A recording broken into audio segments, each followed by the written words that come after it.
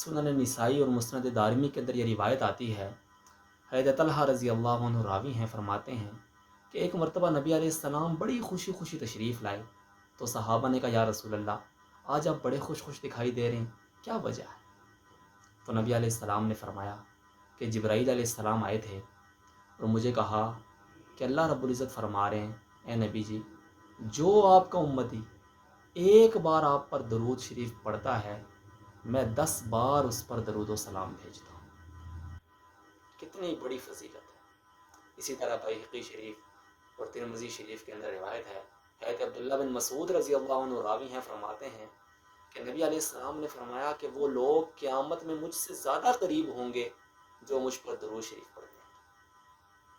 اسی طرح زاد السعید کے اندر حضرت انس رضی اللہ عنہ سے روایت ہے، فرمایا کہ جو شخص 1000 بار درود شریف پڑھے گا، فرمایا کہ اس کو موت نہیں آئے گی جب تک وہ جنت میں اپنا مقام اور مرتبہ نہ دیکھ لے۔ کتنی بڑی بات۔ اس لیے ہمیں چاہیے نبی علیہ الصلوۃ والسلام کے احسانات کو یاد کرتے ہوئے نبی علیہ السلام پر کثرت کے ساتھ درود شریف پڑھیں، چلتے پھرتے وقت متعین کر کے۔ اسی طرح دعاؤں کے اندر حضرت عمر رضی اللہ عنہ اور حضرت علی رضی اللہ عنہ سے ایک روایت آتی ہے، فرمایا کہ جس دعا کے اندر بندہ درود شریف نہ پڑھے وہ دعا زمین اور آسمان کے درمیان معلق ہو جاتی ہے، ٹھہر جاتی ہے۔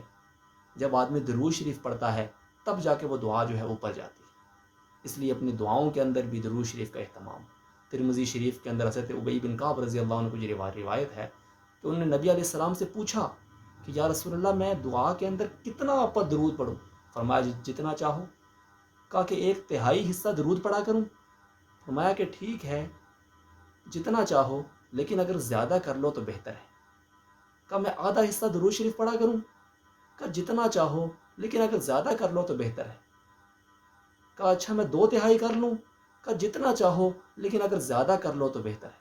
تو اس پر انہوں نے فرمایا کہ یا رسول اللہ میں تو دعا کے اندر بس آپ پر درود شریف ہی پڑھوں گا۔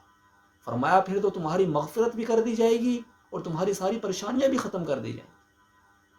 اسی طرح مشائخ نے لکھا ہے کہ جو شخص کثرت کے ساتھ درود شریف پڑھتا ہے اسے نبی علیہ الصلوۃ والسلام کی زیارت نصیب ہوتی ہے۔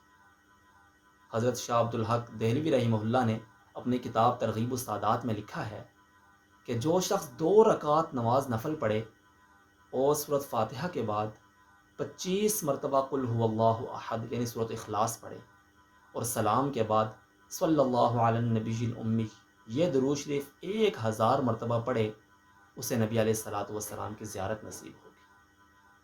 اس لیے ہمیں چاہیے کہ ہم کثرت کے ساتھ نبی علیہ الصلوۃ والسلام پر درود شریف پڑھیں۔